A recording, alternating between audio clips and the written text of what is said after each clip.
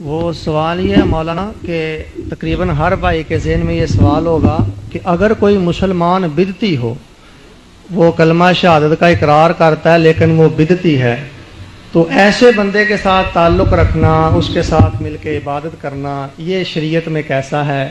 بدعتی کا انجام بہت برا ہے، اور ملک میں ایسے فرق بھی موجود ہیں کہ جن میں بدعتیں موجود ہیں۔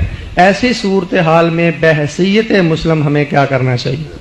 مضمون ہی ایک علیحدہ ہے۔ یہ میرے بھائی ہیں عبد المنان صاحب، انہوں نے جو بات دہرائی، یہ چیزیں ہیں تو اس لائق کے تفصیل سے انہیں سمجھا جائے۔ یہ ان پر ناراض نہیں میں ہوتا، شیعوں کے بارے میں یا اہل بیت کے بارے میں یا دوسرے حنفیت سب کے بارے میں جو ذہنوں میں نا مغالطے دور کرنے چاہیے۔ میں مغالطے کہوں گا، ایک دوسرے کو پڑھتے نہیں، اس لیے طرح طرح کے سوال ہیں۔ میں جن نے اہل بیت کی بات کی ہے نا، جانتا ہوں کہ اہل بیت یہ ایسے کام کرتے ہیں، یہ بیتی لوگ ہیں۔ آپ سمجھ لیں بات کہ انجام ان بیچاروں کا کیا برا ہوگا جب کہ دین میں دو گروہ علماء کے، ظاہروں کی بات نہیں، علماء کے دو گروہ شروع سے چلے آتے ہیں، بڑے بڑے امام اور عالم۔ ایک تو گروہ ان لوگوں کا ہے جو یہ کہتے ہیں کہ ہر بدعت بری نہیں ہے، کلو بدعت ضلالہ جو ہے یہ مخصوص ہے، عام نہیں ہے۔ کتنی چیزیں جو بعد میں نئی نکلی ہیں اور ان کو کوئی برا نہیں کہتا، خاص کر اہل سنت کے سب طبقات مانتے ہیں، اہل حدیث بھی مانتے دوسرے۔ یہ دو اذانیں کی جمع کی سب جانتے ہیں کہ یہ رسول اللہ کے زمانے میں نہیں تھی، حضرت ابوبکر کے زمانہ میں نہیں تھی، عمر رضی اللہ کے زمانہ میں نہیں تھی۔ یہ دو اذانیں جمع کی نا، ایک پہلے ہوتی ہے ایک پھر بعد میں، یہ حضرت عثمان رضی نے شروع کی۔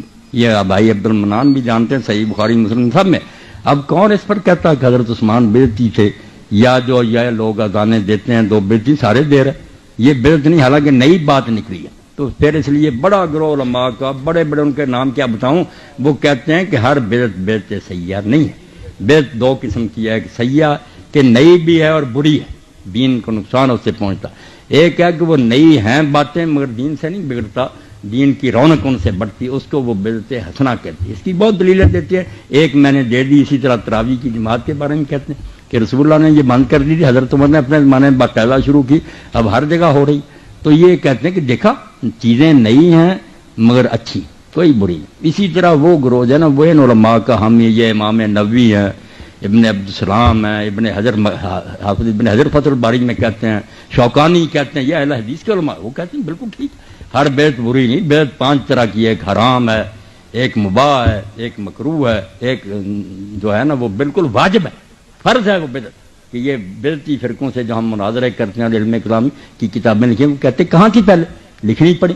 تو یہ بحث علمی ہے، وہ کہتے ہیں ٹھیک ہے۔ ایک گروہ تھوڑا چھوٹا جو کہتا ہے نہیں دین میں ہر بدعت گمراہی ہے، تو یہ مسئلہ علمی ہے، جھگڑے کی بات نہیں۔ اس بات پر ہم کہے وہ بدعتی ہو گئے، وہ کہتے ہیں اگر ہم نے قرآن مجید کھانے پر پڑھ لیا، اذان سے پہلے صلاۃ کے لیے کوئی برا کام نئی ہے ضرور، مگر دین درود شریف کو بھی جائز کرتا ہے، قرآن پڑھنے کو بھی جائز کرتا، تو اس کو وہ بدعت حسنہ میں داخل کرتے ہیں۔ میں نے بڑے بڑے علماء کا حوالہ دیا، عبد المنان صاحب کو میں پھر بعد میں بھی دکھاؤں گا، بڑے بڑے کہ ہر بدعت کو نہ برا کہو، کئی چیزیں بدعت ہوتی ہیں مگر بہت اچھی ہوتی ہیں، وہ اس پہ لگے ہوئے۔ وہ علماء جو ہیں بیچارے کہتے ہیں ہم مانتے ہیں کہ یہ چیزیں سب نئی ہیں مگر کوئی بری نہیں، میلاد سے جو نئی بات ہے، مگر یار سال بعد حضور کی محبت بڑھاتے ہیں، رونق بڑھاتے ہیں، مسلمانوں کو توجہ دلاتے ہیں، کتنا نبی اعلیٰ تمہیں خدا نے دیا، تو یہ بدعت حسنہ ہے، مانتے ہیں کہ نئی ہے مگر اچھی ہے۔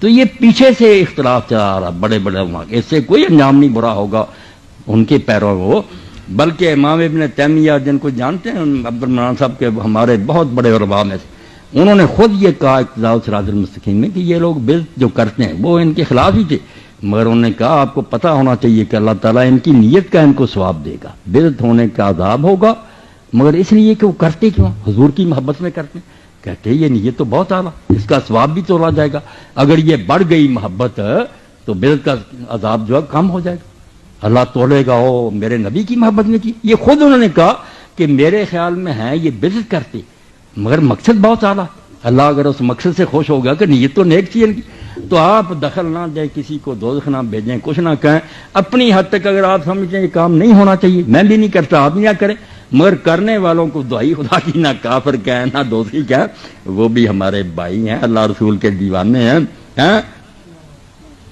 بس ایک ہی بات جیسے میاں عبد الواحد نے کہی، میں نہیں اعلیٰ حضرت کو بولتا، مولانا احمد رضا خان رحمۃ اللہ علیہ کو میں نے پڑھا، ان کے فتاوے سارے جلدیں میرے پاس ہیں، ان کا یہ شعر میں نے بار بار دہرایا، اور یہ طارق نے بھی ایک دن پڑھا اور نیازی صاحب نے مجھے بتایا کہ بڑا رویا، نوجوان اپنی دکان میں رویا۔ مولانا نے کیا کہا؟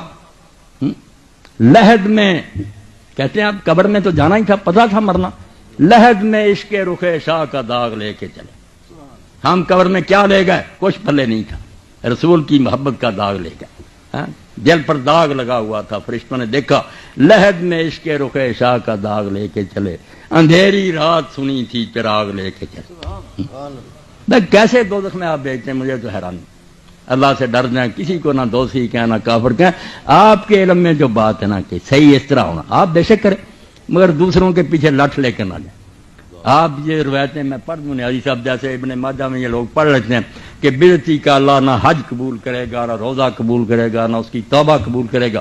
یہ بہت پیش کرتے رہتے ہیں، جو بندی عالم بھی پیش کرتے ہیں، مولانا سرفراز صفدر صاحب یہ بھی کرتے ہیں اہل حدیث، اور میں کہتا ہوں اس موضوع روایت کو پیش کرتے ہیں۔ وہ تو دوزخ میں جائیں گے ہی نہیں، آپ چلے جائیں گے۔ یہ حدیث جھوٹی ہے، ضعیف بھی نہیں، موضوع ہے۔ من گھڑ کر روایت کی بنیاد پر ان بیچاروں کو کہتے ہیں ان کا روزہ حج قبول نہیں ہوگا۔ پہلے آپ تو اپنا علم کمپلیٹ کریں نا، کہ جو باتیں آپ کہتے ہیں وہ ٹھیک ہے، آپ خود ہی حدیثیں جل ہی لیے پڑھیں کہ بےزتی کی اللہ توبہ نہیں قبول کی، یہ بھی حدیث ضعیف ہے، کوئی صحیح نہیں۔ آپ خدا کے لیے ڈر دیں، بالکل کسی بیچارے کچھ نہ کہو۔ میں تو اللہ کی قسم جب جاتا ہوں دیکھتا ہوں بریلیوں میں، مجھے وہاں بھی خوشی ہوتی کہ یہ بھی میرے نبی کے دیوانے۔ شیعوں کی مسجدوں میں جاتا ہوں، ان کے ساتھ بھی پڑھتا ہوں، مجھے کیا تکلیف؟ وہ اللہ کے رسول کا کلمہ پڑھ، مجھے رسول کی نسبت سب سے پیاری ہے۔ یہ گواہ ہے آپ دن قیام کے کیا دیں کہ مولوی اسحاق نے کہا تھا میں ہر شے چھوڑ سکتا ہوں مگر اپنے نبی کے نام لینے والے کو نہیں چھوڑ سکتا۔ مجھے نہیں اس سے ناراضگی، آپ ناراض ہوتے رہے۔ وہ کسی بزرگ کو نہیں مانتا، نہ مانے، میرے نبی کو مانتا۔ بس آخری ایک حوالہ عبد المنان بھی سنیں آپ، یہ اس کی بات ہے جس کو ہم اہل سنت شیخ الاکبر کہتے ہیں کہ اولیاء کا سردار ہے وہ، محی الدین ابن عربی۔ وہ خود لکھتے ہیں لطائف المنن کے کہ میرے جو شیخ تھے پیر شیخ ابو مدین مغربی، اب شیخ ابو مدین مغربی میں سب کو جانتا ہوں نا، یہ مولانوں کی طرح وہ شیخ عبد القادر جیلانی کے خلیفہ تھے۔ شیخ عبد القادر جیلانی پیرانے پیر کے خلیفہ تھے ابو مدین، ان کے مرید تھے شیخ اکبر محی الدین ابن عربی۔ تو شیخ فرماتے ہیں کہ میں ایک عالم سے ناراض تھا، میرے شہر کا عالم تھا، میں نہیں اس کو اچھا جانتا تھا۔ کیوں؟ کیونکہ وہ میرے مرشد کے خلاف تھا، وہ شیخ ابو مدین مغربی کو نہیں اچھا کہتا تھا، اس لیے میں اس عالم سے ناراض تھا۔ مگر ہوا کیا پھر؟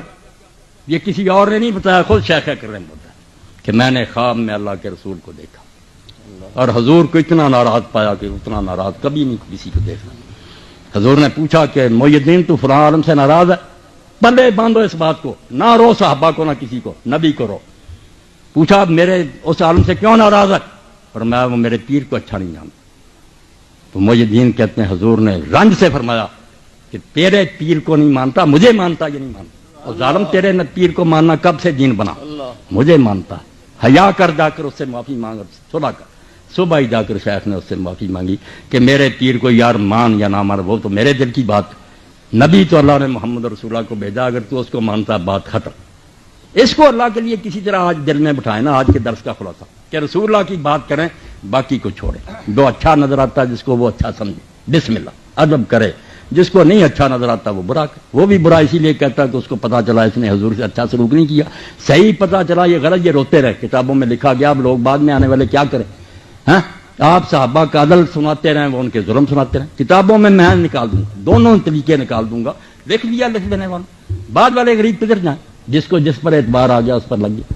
شکر کریں کہ کسی کو مانتا یا نہیں مانتا، ایک کو مانتا ہے جس کو اللہ نے آسمان سے بھیجا۔ وہ کون ہے؟ محمد رسول اللہ صلی اللہ علیہ وسلم۔ اس کو نہ چھوڑیں اور باتیں آپ ختم کریں۔